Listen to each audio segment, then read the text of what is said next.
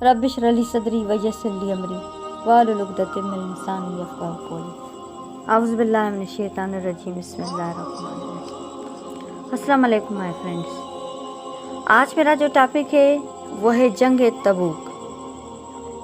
जंग तबूक 9 हिजरी में हुई। तबूक एक मकाम है मुल्क शाम में। हमारे प्यारे नबी सल्लल्लाहु अलैहि वसल्लम जब मक्का फ़तह और ग़ज़वा हनीन से फ़ारिग हुए तो आपको खबर हुई कि रूम का बादशाह हरकल मदीना मुनव्वरा पर फ़ौज भेजना चाहता है और वो फ़ौज तबूक के मकान पर जमा की जाएगी। कबल उसके कि वो हमला करे, आपने खुद ही मुकाबले के लिए सफ़र किया और इरादा किया और मुसलमानों में ऐलान कर दिया, क्योंकि ये ज़्यादा और बहुत गर्मी का वक्त था और मुसलमानों के पास सामान बहुत कम था।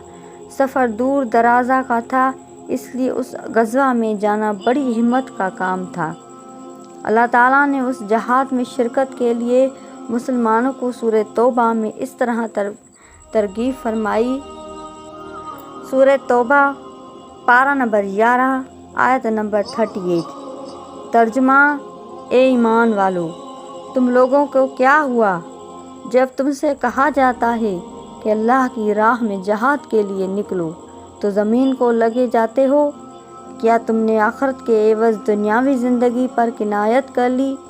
सो दुनियावी ज़िंदगी का सामान आखिरत के मुकाबले में बहुत थोड़ा है। इस जहाद में शिरकत के लिए मुसलमानों को जोश दिलाने के लिए अल्लाह ताला ने कुरान में फरमाया। सूरत तौबा पारा नंबर 10 आयत नंबर 41 में।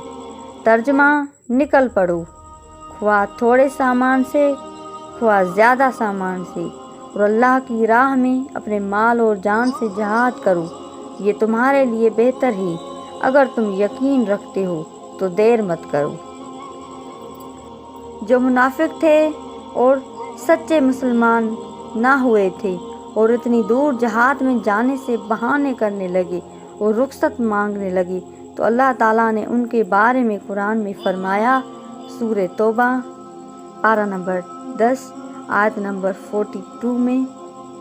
तर्जुमा: अगर कुछ हाथ लगते माल मिलने वाला होता और सफ़र भी मामूली होता तो ये मुनाफिक ज़रूर आप सल्लल्लाहु अलैहि वसल्लम के साथ हो लेते, लेकिन उनको तो मुसाफत ही दूर दराज मालूम होने लगी और अभी खुदा की कसमें खा जाएंगे अगर हमारे बस की बात होती तो तुम्हारे साथ चलते। ये लोग झूठ बोल रहे हैं, झूठ बोलकर अपने आप को तबाह कर रहे हैं और अल्लाह जानता है ये लोग यकीनन जीतेंगे। मुसलमानों का 30,000 लश्कर सख्त गर्मी और कम सामान के बाद भी जहाद पर दूर दराजा रवाना हो गया, क्योंकि उनके प्यारे रसूल सल्लल्लाहु अलैहि वसल्लम का हुक्म था। लेकिन बस मुनाफिक लोग ना गए और बहाना बनाकर रह गए। अल्लाह ताला ने उस सूरत तौबा में उनकी सख्त मज़म्मत की। सूरह तौबा पारा नंबर 10 आयत नंबर 82 में। तर्जुमा: ये पीछे रह जाने वाले खुश हो गए। रसूलुल्लाह के जाने के बाद अपने बैठे रहने पर और नागवारा हुआ जहाद करना अल्लाह की राह में अपने मालों और जानों के साथ, और दूसरों को कहने लगे कि तुम गर्मी में मत निकलो।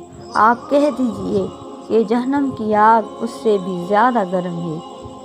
क्या खूब होता अगर वो समझती। एक और आयत में फरमाया है अल्लाह ताला ने सूरह तौबा पारा नंबर 10 आयत नंबर 82 में। तर्जुमा: सो थोड़े दिन हंस लें और बहुत दिन आखिरत में रोते रहेंगे उन कामों के बदले में जो कुछ किया करते थे।